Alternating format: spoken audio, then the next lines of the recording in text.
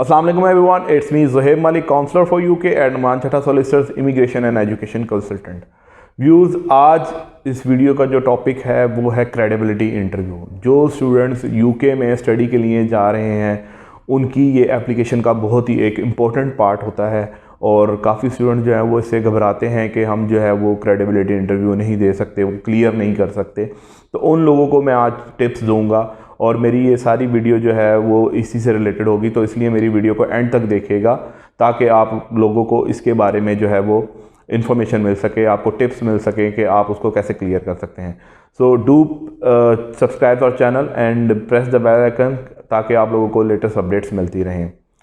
Credibility interview, मैं आप लोगों को बताऊंगा कि यूके में जो स्टूडेंट्स क्रेडिबिलिटी इंटरव्यू देंगे उसके लिए उसका मकसद क्या होता है, जो वीज़ा ऑफिसर है वो क्यों क्रेडिबिलिटी इंटरव्यू करता है। क्रेडिबिलिटी इंटरव्यू का मकसद ये होता है कि जो स्टूडेंट्स ने अपनी एप्लीकेशन सबमिट करवाई है वो वहाँ पे यूके में स्टडी के लिए ही जाना चाह रहे हैं या उनका मकसद सिर्फ वहाँ पे पहुँचना होता है।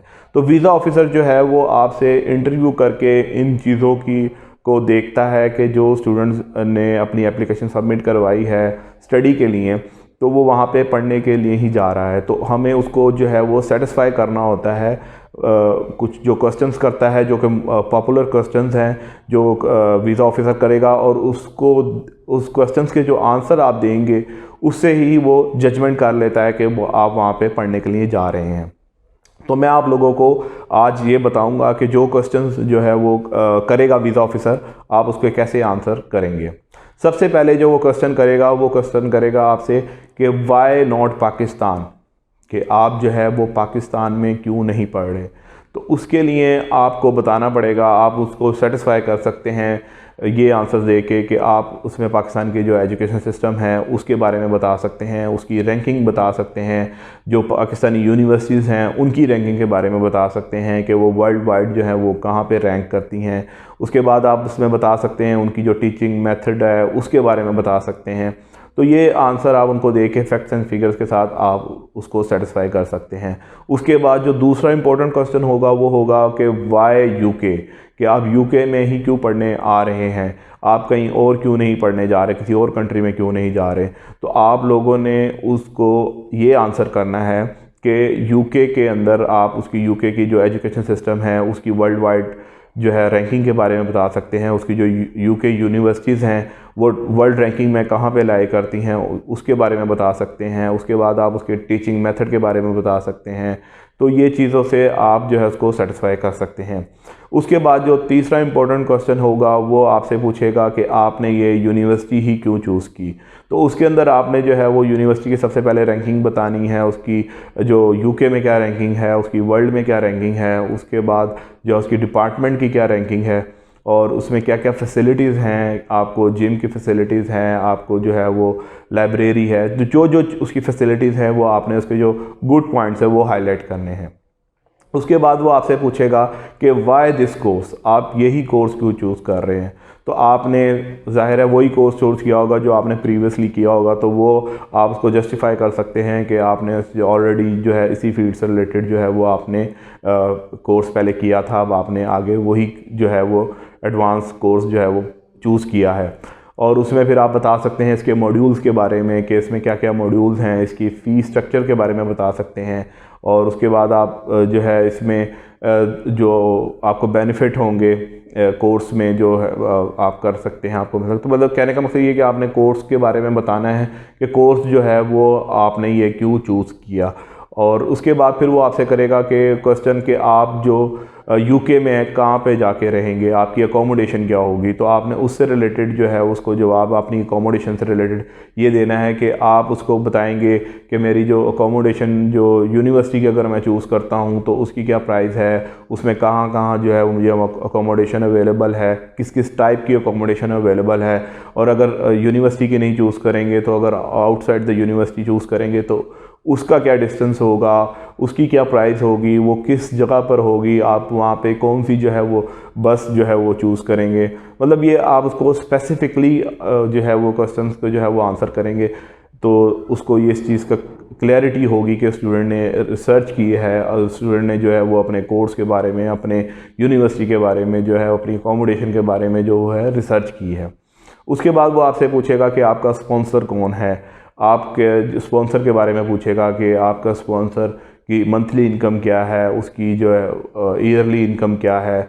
वो आपके डिपेंडेंट्स के बारे में पूछ सकता है, आपके जो है वो एक इसमें बहुत ही टेक्निकल पॉइंट है जो मैं आपको बताऊं कि वो आपसे अगर मास्टर्स कोर्स के लिए जा रहे हैं तो वो आपसे पूछ सकता है कि आपकी जो है वो कितनी कॉस्ट आ रही है आपकी डिग्री के ऊपर, और आपके जो है वो लिविंग एक्सपेंस क्या होंगे। तो उसमें हमें एग्जैक्ट वही जो है वो बताने पड़ेंगे, जो हमारे फिगर्स होंगी, जो हमारी जो कोर्स की फ़ीस होगी, जो हमें लिविंग एक्सपेंस चाहिए होंगे, वो हमने एग्जैक्ट बताने हैं। और उसमें वो आप उसको बता सकते हैं कि जो आपका स्पॉन्सर है वो उसकी मंथली इनकम इतनी है कि आप जो है वो आपकी स्टडीज़ को वो सपोर्ट कर सकता है।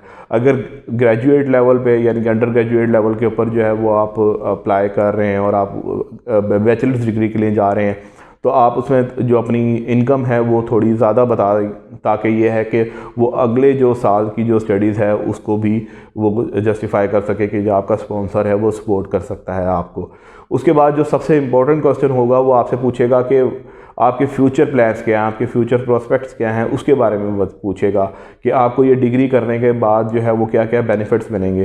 तो इसमें आपने उनको पर्टिकुलरली बताना है कि आपको ये डिग्री करने के बाद जो है वो आपने पाकिस्तान वापस आना है। डेफिनेटली आपने उनको बताना है कि मैं अपना जो ये जस्टिफाई करना है कि मैं अपना होम कंट्री छोड़ के, अपने पेरेंट्स को छोड़कर, अपने जो है यहाँ पे रिलेटिव्स वगैरह और इतनी कॉस्ट लगा के आ रहा हूँ, और उसके बाद मैं डिग्री जो है वो हासिल करने के बाद पाकिस्तान वापस आऊँगा।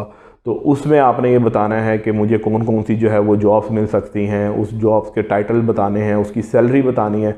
यहाँ पे एक सैलरी का पॉइंट ये है कि स्टूडेंट्स अक्सर जो हैं वो सैलरी अपनी अगर प्रीवियसली 20-30,000 ले रहे हैं तो वो 10-20,000 जो है वो बताते हैं कि हम इससे एक्सेस लेंगे। तो ये आपने आंसर नहीं देना, क्योंकि आप इतनी कॉस्ट लगा के जा रहे हैं। आपको 50-60 लाख जो है वो, अगर मास्टर्स की डिग्री की मैं बात करूं तो आप 50-60 लाख जो है वो अपनी डिग्री के पर स्पेंड कर रहे हैं, और उससे हासिल करने के बाद आप सिर्फ 20 से 30 हज़ार रुपये ज़्यादा कमाएंगे, तो ये जस्टिफाइबल नहीं है। तो इसलिए आपको इतनी सैलरी बतानी पड़ेगी ताकि वो आपकी जो है वो डिग्री को जस्टिफाई कर सके कि आपने इतनी कॉस्ट लगा के जा रहे हैं, तो आपको आगे जो है इसका कितना का बेनिफिट होगा। उसमें आप जो है वो अपनी कोई कंपनी बता सकते हैं, मल्टीनेशनल कंपनीज़ की बता सकते हैं। फिर उसमें आप एक बहुत इंपॉर्टेंट पॉइंट ये बता सकते हैं कि यूके के जो ग्रेजुएट्स हैं उनको क्या क्या यहाँ पे जो है वो उसका बेनिफिट मिलेगा। जो यूके के डिग्री होल्डर हैं उनको पाकिस्तान में जो है वो किस तरह जो है कंपनीज़ जो हैं वो प्रेफर करती हैं, उनको कितनी उनकी डिमांड है, तो इसके बारे में आपने उनको बताना है। तो ये 5-6 क्वेश्चंस होंगे जिसमें जो है वीज़ा ऑफिसर आपको जज कर लेता है। इसके अलावा भी क्वेश्चंस होंगे लेकिन वो इन्हीं से रिलेटेड क्वेश्चन होंगे। तो वीज़ा ऑफिसर जो है वो आपको जज कर लेगा कि आप जो है वहाँ पे स्टडी के लिए ही आ रहे हैं।